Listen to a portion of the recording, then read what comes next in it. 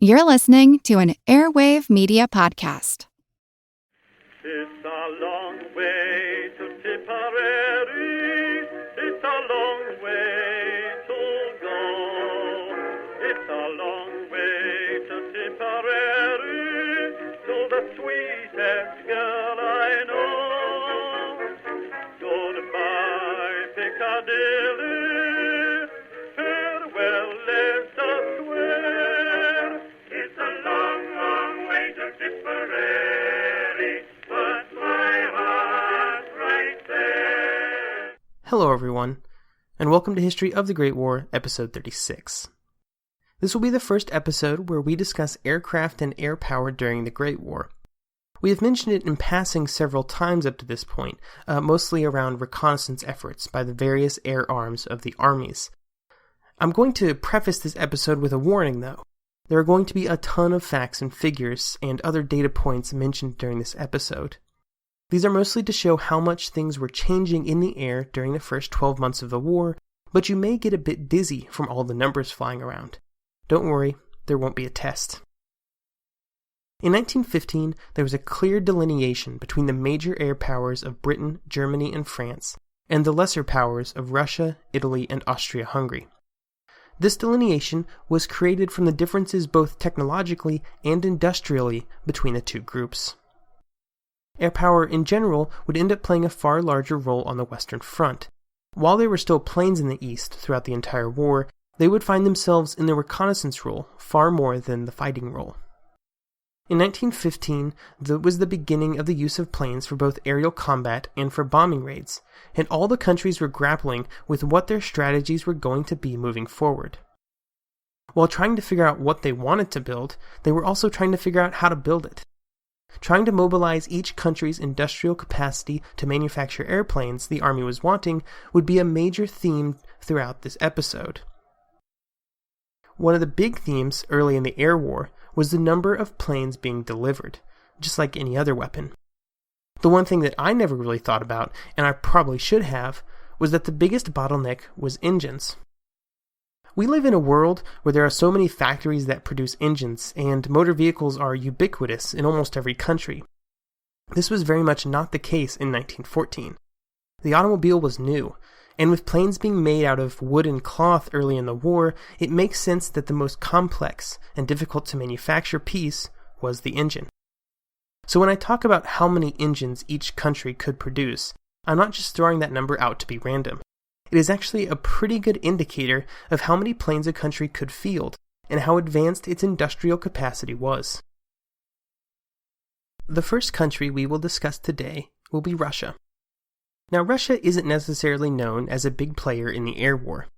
In fact, I don't think I'm saying anything too crazy when I say that not much is known at all about the air battles on the Eastern Front in Western countries. However, there were airplanes over the Eastern Front just like in the West, and in early 1915, Russia took the step of trying to combine the organization of all aviation activities under Grand Duke Alexander. This seems somewhat obvious, have one guy running the show, but it wasn't an arrangement that most of the other countries had right at the beginning of the war. Alexander had both an army air force and one attached to the navy to organize. This arrangement also wasn't atypical, and it remains the arrangement of many countries around the world today. The navy had air fleets to operate in both the Baltic and Black Seas, and of course the army took care of everything in between. 1915 was a big year for Russian aviation, with the number of planes going from 350 to 550 over the year, and monthly production rising from just 37 in 1914 to 200 planes per month by the end of 1915. Even with this rise in production, they couldn't keep up with the output of German factories, so they were forced to import planes and parts from France, which put them in direct competition with the requirements of the French military. This resulted in older, often obsolete models being sent eastward by the French instead of newer, more useful planes. Now, one of the shining spots in aviation for Russia, created internally, was the creation of the Sikorsky Grand airplane, which was a very large bomber that could carry up to half a ton of bombs, which was a spectacular amount for 1915. It was also just a large plane in general, with 3 crew members, 2 machine guns, and a flight time of over 5 hours. These planes would end up being essential to the reconnaissance efforts of the Russians. The flight time made it infinitely more useful on the long Eastern Front. The survivability was also impressive, especially when you take into account the relatively light armaments of most planes early in the war. Before larger machine guns were mounted on the fighters, the Sikorsky Grand airplane could stand up to a lot of punishment. These aircraft first started arriving in August, and by the end of the year, the Russians started to really realize their value, and they would instantly place an order for 75 more. Now, one final note, much like other Eastern countries, training was a serious problem for the Russians. Now, it didn't help this whole attempt to get enough planes to the front and actually flying, when it's estimated in The Great War in the Air by John H. Morrow that fewer than 20% of Russian pilots were actually effective at flying their aircraft. One of Russia's primary opponents, both on the ground and in the air during the war, was Austria-Hungary. Austria-Hungary, just like on the ground, had 3 problems to deal with in the air: Russia, Serbia, and Italy. Now, the Serbian Air Force was pretty much non-existent, but the other 2 were a problem. One of the interesting uses of the Austro-Hungarians' Air Force early in the war was the carrying of messages to the besieged troops at Shechamel, which was really the only way to get information to the beleaguered troops inside the fortress. The Austrians also managed to rule the Adriatic Sea early in the war with a plane called the Lohner L-boat, which was a monstrous plane with a flight time even greater than the Russian Sikorsky at 7 hours. Now, it wouldn't carry as many bombs, with about a third of the capacity, but it could bomb Italian cities after the country's entry into the war. While this plane was impressive, much like Russia, Austria-Hungary was heavily dependent on its allies, in this case the Germans, for their manufacturing capability. By the end of 1915, the Empire found themselves almost entirely dependent on the Hansen-Brandenburg factory near Berlin for all of their modern engines. Just that one German factory was, by the end of the year, producing more engines than all of the factories in the entire Austro-Hungarian Empire combined. Knowing their positions, the Germans obviously charged a high price for their services. This dependence didn't end in 1915. Even with increased local production in 1916, of all of the planes that the Empire would receive during that year, 186 of them were from Germany, while just 281 of them were produced within the country. Just a brief word on Italy now. They entered the war with only 150 obsolete French aircraft. When it became clear that they would probably enter the war, they ordered 100 more near the end of 1914, after creating the Military Aeronautical Corps to sort of keep things organized. In a fun fact, the number of planes ordered at 100 actually outnumbered the total number of people employed by the Italian aircraft industry in 1914. The Italians did manage to build one plane specifically to be a bomber that they called the Caproni Cow, which was powered by 3 Fiat engines. Fiat would be the primary producer of engines for Italy during the war, and for the Caproni, they furnished 3 engines per plane, which was enough to get the bomber to Austria-Hungary and back by the end of 1915. So of the 3 countries in the east, a massive amount of time and material was poured into these massive long-range bombers, with the ability to fly for several hours. This tendency for larger aircraft is almost certainly due to the fact that there were far fewer aircraft per mile of the front in the east than in the west, making it more difficult for craft focused on aerial combat to find targets. Of the 3 countries in the west, Britain started the war with the smallest air presence, with just 153 planes. Now, the number of planes was a problem for the British, but another problem was the fact that they had a hard time getting enough pilots. At the start of the war, they refused to let enlisted men, or NCOs, become pilots, and insisted that officers were the only men who could fly, due to their increased social standing and education. This put an obvious cap on the number of pilots that could be trained at any one time. The British started the war, like everyone else, with reconnaissance as the primary goal, and before Neuve-Chapelle, which we mentioned a few weeks ago, they tried to get the entirety of the British front in the area photographed and mapped to help support the attack. This was quite the undertaking with obvious benefits. The British also tried to use planes to show the infantry progress to artillery and commanders by dropping white pieces of cloth to mark how far the infantry had gotten in an attack. Now this is a solid plan, but it never really worked out, and the problems with it would never be solved before it was replaced by wireless communication. One of the innovations attributed to the British was the use of the clock code to guide artillery onto target. This was introduced in the fall of 1915, and it was a great system that was also very simple. Basically, each plane was equipped with a bit of see-through material, with 12 lines drawn on it radiating out from the center. 8 concentric circles were then drawn around the point in the middle. The point in the middle would then be placed to the point on the map where the artillery was trying to hit. With this system, the spotters in the planes could easily, and most importantly, unambiguously, give directions to the guns on the ground. They would say that the artillery was hitting 2 circles out on the 2 o'clock line, like on a clock. Back by the guns, they would then have the exact same setup on their plotting tables. This was a great system that didn't rely on complicated coordinates or map reading skills. It wouldn't really come into its own until wireless got into the planes, but in the beginning, the planes would fly over the artillery and drop canisters with the information in, so it was slower, but it was still just as effective.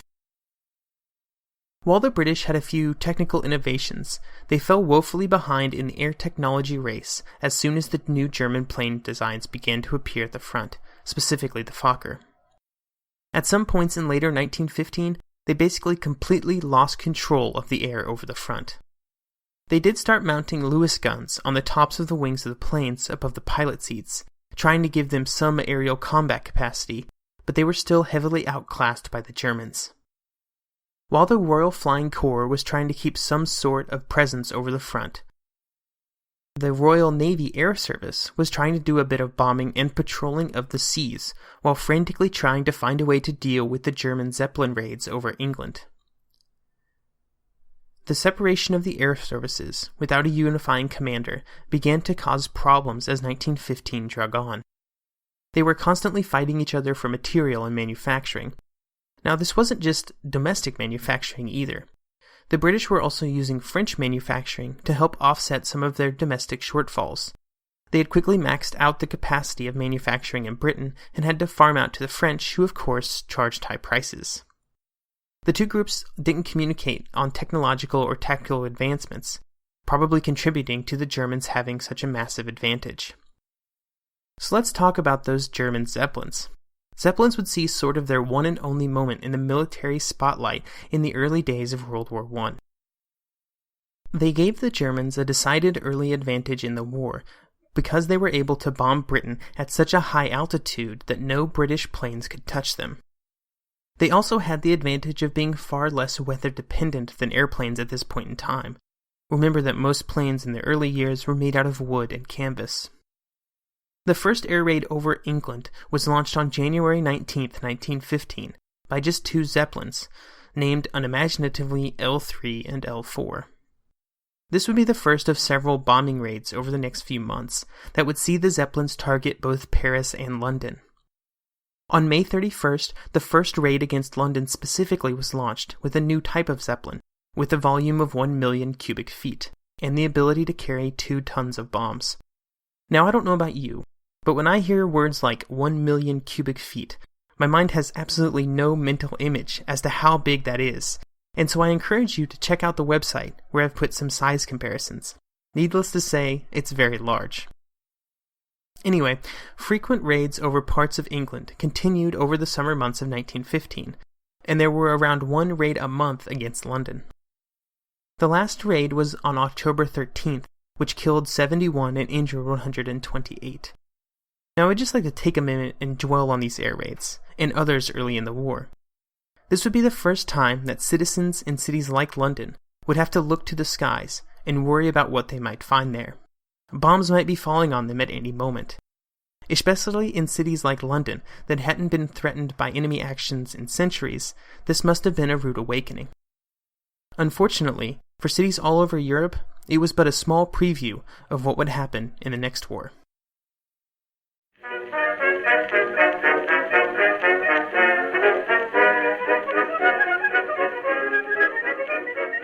The one truth about human history is that change is inevitable.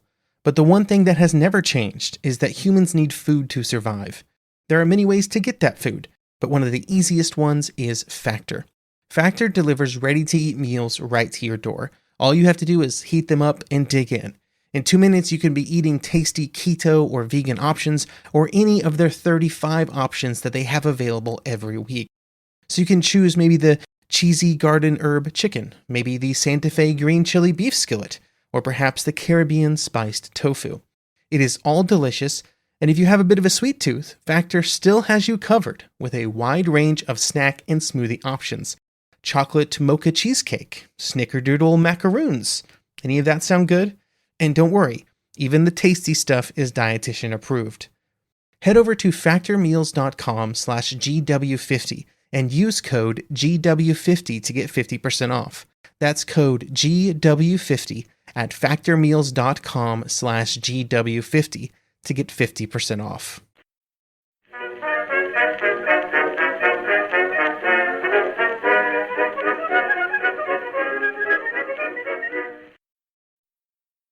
While the Germans had a great advantage with their Zeppelins, over the front in early 1915 they were struggling. The planes they had at the front were unarmed, and were no match for the planes that the French and British were fielding at this point. To try and fix these problems, the Germans took the step, like some of the other countries we've discussed, of unifying all of their aviation-related activities in mid-April 1915, and it is after this move that things started to turn around for them. The first of the new planes to arrive was called, rather unimaginatively again, the seaplane, which boasted a 150 horsepower engine and a machine gun mounted on the second seat behind the pilot. Over the course of the coming year, while the Germans would create flashier and faster planes, it would be the seaplane that would remain the real workhorse. The German planes were greatly outnumbered as they arrived at the front, so for a while they would be used strictly to defend against Allied air raids. In the middle of the summer, the next generation of German planes, the E-plane, would begin to arrive, and on it would be one of the most impactful technological innovations of the war, the Interruptor Gear. Let's talk about the Interruptor Gear for a second. Now, in early aerial combat, the pilots and observers were mostly just using infantry rifles to try and take pot shots at each other, and then they took the step of mounting machine guns on the wings or on the observer seat. As aerial combat became more common, a Frenchman named Roland Garros began investigating the synchronous interruptor gear. This gear was a system that would synchronize the engine and the machine gun mounted to fire through the propellers. With this gear, and some precise engineering, Garros was able to get the bullets of the gun to fire through the spinning propeller, at least most of the time, like 90% or so. Obviously, 90% of most things is good enough, but when you're talking about shooting bullets through a propeller, it wasn't. So through the winter months of 1914 to 1915, Garros was taken off of all ordinary duties to focus strictly on this new invention, and by the spring, Garros was able to take a prototype plane into combat and quickly shoot down 3 German planes before he was shot down himself. And this is how the Germans ended up with their hands on Garros' invention. This was combined with the German work done by Anthony Fokker, and the synchronous gears would be in German Fokker airplanes before the end of the year. While the design was pretty much good to go in mid-1915, there were still a few problems that were being worked out when the E-planes were sent to the front. And just to be clear in this case, when I say problems, I mean planes literally shooting off their own propellers, so pretty big problems.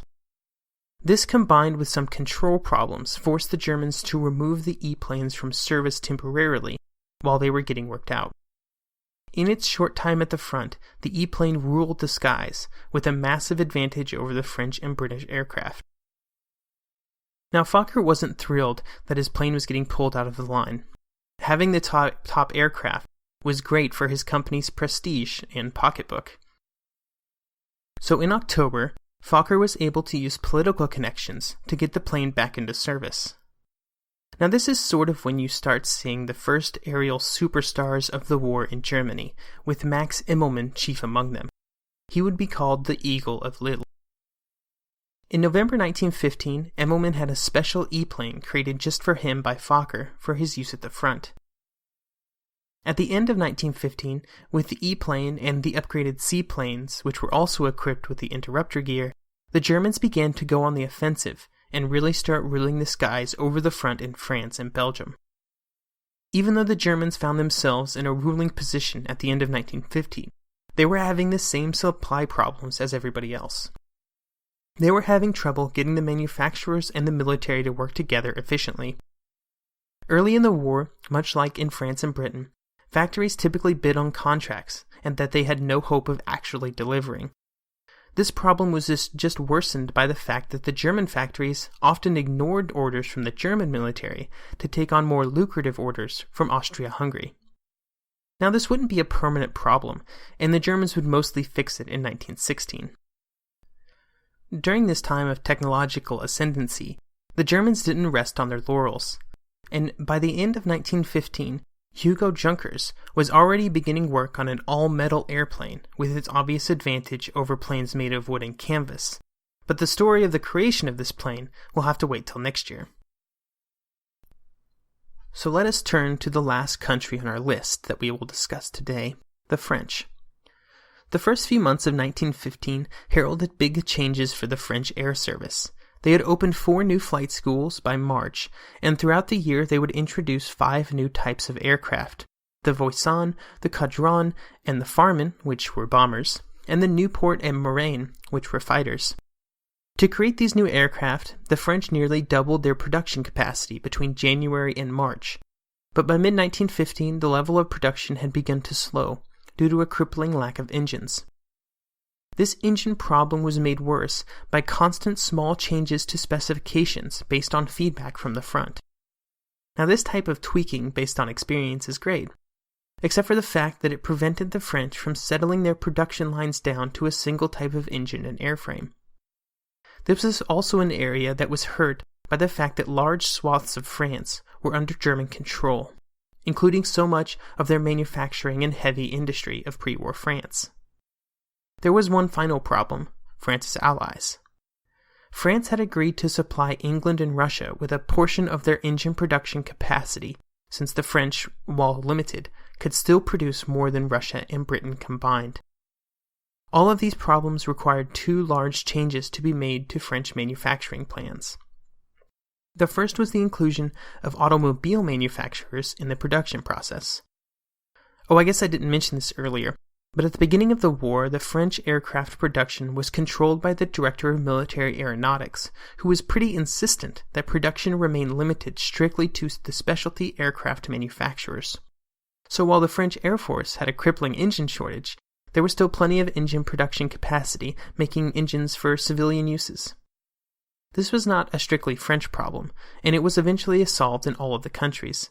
But it is one of those things that makes me shake my head at how unprepared the countries of Europe were for the scale of the war.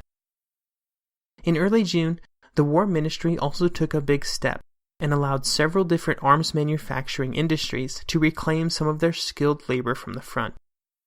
So many skilled workers had been drafted back in August 1914 that the factories were having trouble reaching their maximum production capacity, let alone trying to expand that capacity. This robbing of skilled workers from the front did nothing to help the animosity between the frontline commanders all the way up the chain to Joffre and the factory production managers. The soldiers thought the factory workers were lazy, and the factory workers thought the soldiers were wasteful. Both sides had good reasons to believe this. At the front, the soldiers saw the manufacturers that couldn't create enough engines, and some of them weren't even of high quality when they did arrive at the front. The manufacturers kept getting contracts from the army for obsolete types of engines that were sometimes not even used, or they would just sit in planes on airfields due to the fact that they were inferior to the German planes in the air. So of the planes that did get to the front, what was the army doing with them? Well, much like everybody else, the French Air Force started the war as primarily artillery observation, with the Farmans and Caudrons being the primary airframes used. Now, these planes weren't actually greatly threatened until the German seaplanes started to appear over the front in 1915. The French artillery officers often didn't believe these aerial spotting reports when they did arrive. This seems odd, and it resulted in several errors like the shelling of French troops during the Artois battles. These types of trust issues would only be ironed out over time, but it was not soon enough for some of the French soldiers. Now, one of the areas that the French put a lot of focus on in early 1915 was aerial bombardment, and in January 1915, the War Ministry offered a prize for the best bomber design.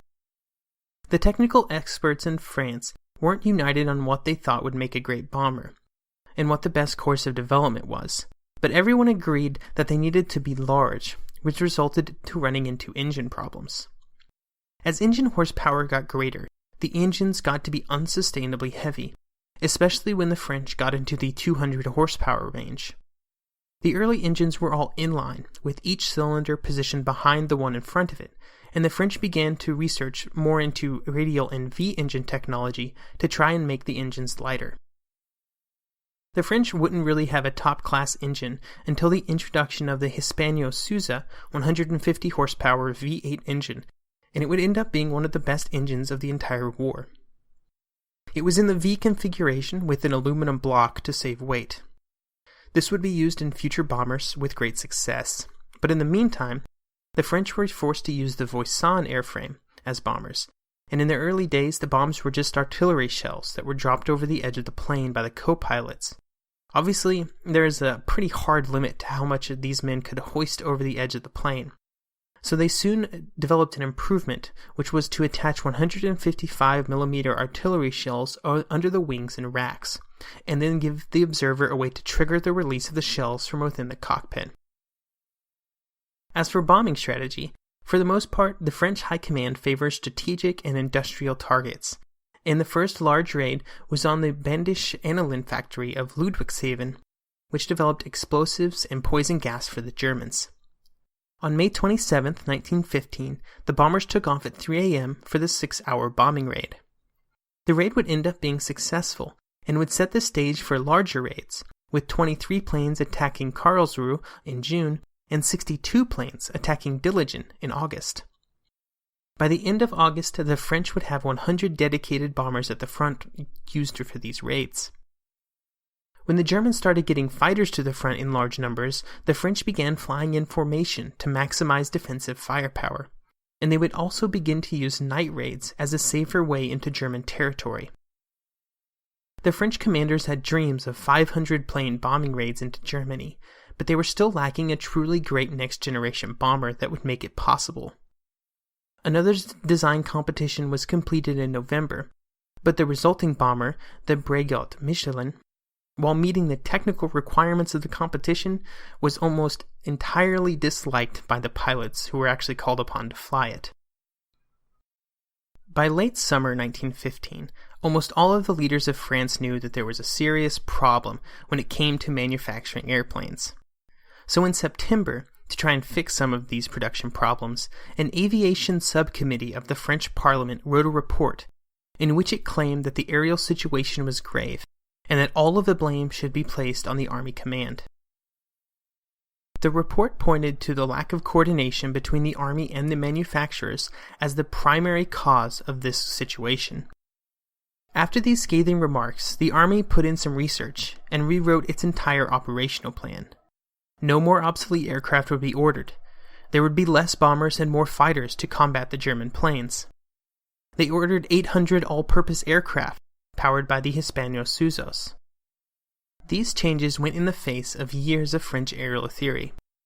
There was now less focus on bombing, and maybe more importantly for the manufacturers, less emphasis on exact specialization of engine and airframes, with the 800 Hispano-Suizos powered airplanes proving that.